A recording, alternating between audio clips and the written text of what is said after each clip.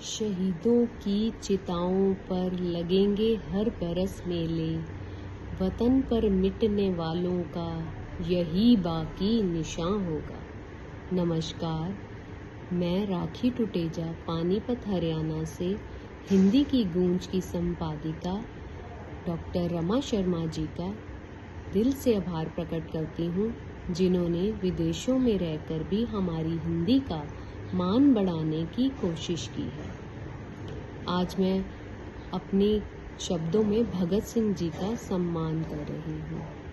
भगत सिंह जी का जन्म 27 सितंबर 1907 में लायलपुर जिले के बंगा गांव में हुआ था, जो अब पाकिस्तान में है। जब भगत सिंह जी का जन्म हुआ तब उनके पिता श्री कृष्ण सिंह संधू, चाचा अजीत सिंह, स्वरण सिंह जेल में थे। वे एक गदर पार्टी के सदस्य थे और किसानों की जमीन छीनने वाले कैनाल कॉलोनी बिल के तहत ब्रिटिशर्स के खिलाफ थे। इनके भगत सिंह जी के जन्म के अगले दिन ही वे उनके पिता और चाचा जेल से रिहा हो गए। देशभक्ति उनके खून में थी। उनके घर में रोज आज़ादी की बातें होती थी। भगत सिंह जी बचपन से बहुत ही पढ़ाई में होशियार थे। 13 अप्रैल 1919 की जलियांवाले बाग की घटना सुनकर उनके अंदर एक क्रांतिकारी का जन्म हुआ। वे 12 मील दौड़कर जलियांवाले बाग में पहुंचे और वहां से खून से सनी मिट्टी को एक बोतल में भरकर ले आए। उस दिन उन्होंने अंग्रेजों को धूल चटाने की कसम खाई। जब कुछ समय पश्चात उनकी माँ ने शादी की बात कही तो वे बोले, अब मौत ही मेरी दुल्हन होगी, और वे वहां से भागकर कानपुर आ गए। भगत सिंह जी कलम के धनी थे। उनके विचारों में क्रांति की ज्वाला धधकती थी। कानपुर में उन्होंने हिंदुस्तान रिपब्लिक एसोसिएशन को ज्वाइन कर लिया।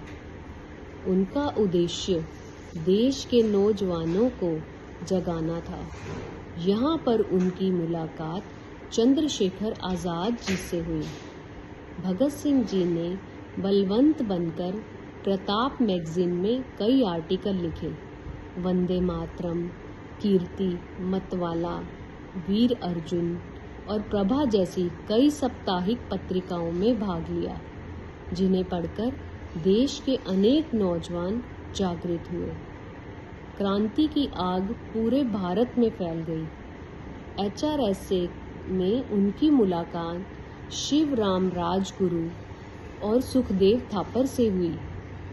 1920 में भगत सिंह जी 13 साल के बच्चे थे। उन्होंने गांधी जी के असहयोग आंदोलन में भाग लिया।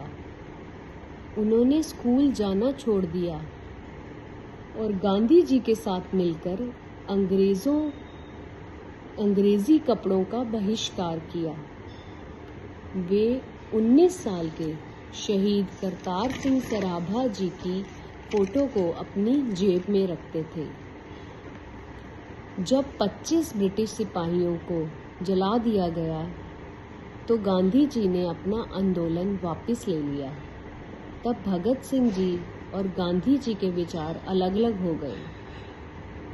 उन्हें समझ आ गई थी कि आज़ादी अहिंसा से नहीं मिल सकती। भगत सिंह जी नौजवान भारत सभा के सदस्य बने और फिर वे लाहौर आ गए। लाहौर के कॉलेज में उनकी मुलाकात लाला लाजपत राय जी से हुई। 30 अक्टूबर 1928 को पंजाब केसरी लाला लाजपत राय जी ने साइमन कमीशन के विरुद्ध आवाज उठाई। जेम्स कोर्ट ने लाठीचार्ज का आदेश दिया और लाला जी को बहुत गंभीर चोटें लगीं। कुछ दिनों बाद लाला जी की मृत्यु हो गई। उन्होंने कहा था, मुझे मारी गई चोटें ब्रिटिश साम्राज्य के ताबूत में कील साबित होंगी। साइमन कमीशन में अंग्रेजों के 7 सदस्य थे और भारतीय कोई भी नहीं था। इससे पूरे देश में आक्रोश था और साइमन गो बैक के नारे भी लगा रहे थे। लाला जी की मृत्यु ने पूरे देश को हताश कर दिया। अब तो भगत सिंह जी जेम्स कोर्ट को मारने की योजना बनाने लगे। उन्होंने राजगुरु, सुखदेव और चंद्रशेखर आज़ाद जी से साथ मिलकर 20 साल के सॉन्डर्स को सकोट समझकर मार दिया। सॉन्डर्स की हत्या ब्रिटिश शासन के मुंह पर जोरदार तमाचा थी। 8 अप्रैल 1929 में उन्होंने बटुकेश्वर दत्त जी के साथ मिलकर विधानसभा के खाली हॉल में बम फेंका और स्वयं ही गिरफ्तार हो गए। उन्हें आजीवन कारावास की सजा सुनाई गई। भगत सिंह जी बहुत सूझबूझ वाले व्यक्ति थे। कोर्ट की एक घटना से उनकी इंटेलिजेंस का प्रूफ मिलता है। उनका एक मित्र उनके खिलाफ हो गया। वह गवाही देने कोर्ट गया। भगत सिंह जी ने कहा, ये मेरा मित्र नहीं है, इसे तो बम बनाना भी नहीं आता। ये बात अखबारों के जरिए पूरे भारत में फैल गई और उनके मित्र ने बम बनाने की पूरी विधि बता दी। अब हर क्रांतिकारी बम बनाने की विधि जान गया था। जेल में भगत सिंह जी ने शोषण और भेदभाव के खिलाफ आवाज उठाई। भारतीय और ब्रिटिश कैदियों में बहुत भेदभाव होता था। उन्होंने 116 दिन की भूख हड़ताल की। इस दौरान उन्हें कई यातनाएं दी गई, परंतु अंत में उनकी सभी मांगों को मानना पड़ा। भगत सिंह जी ने पूर्ण स्वराज्य का नारा लगाया।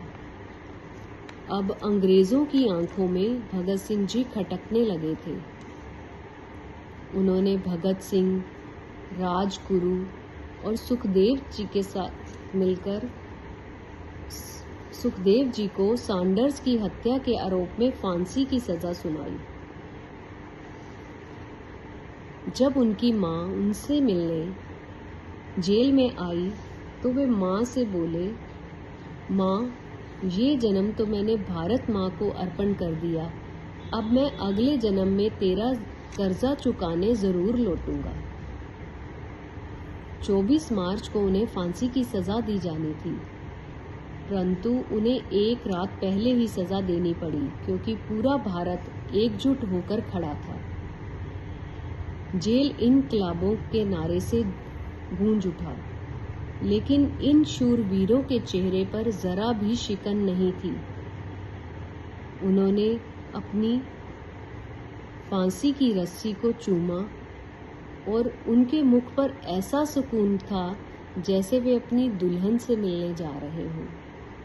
नमन है ऐसे शहीदों को, नमन है ऐसे शहीदों को। उन्होंने अपने लहू से बुझाई थी इस मिट्टी की प्यास। उन्हें जिंदगी से ज्यादा मौत आई थी रास।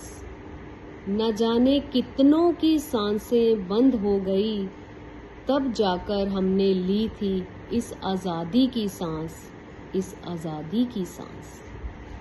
धन्यवाद।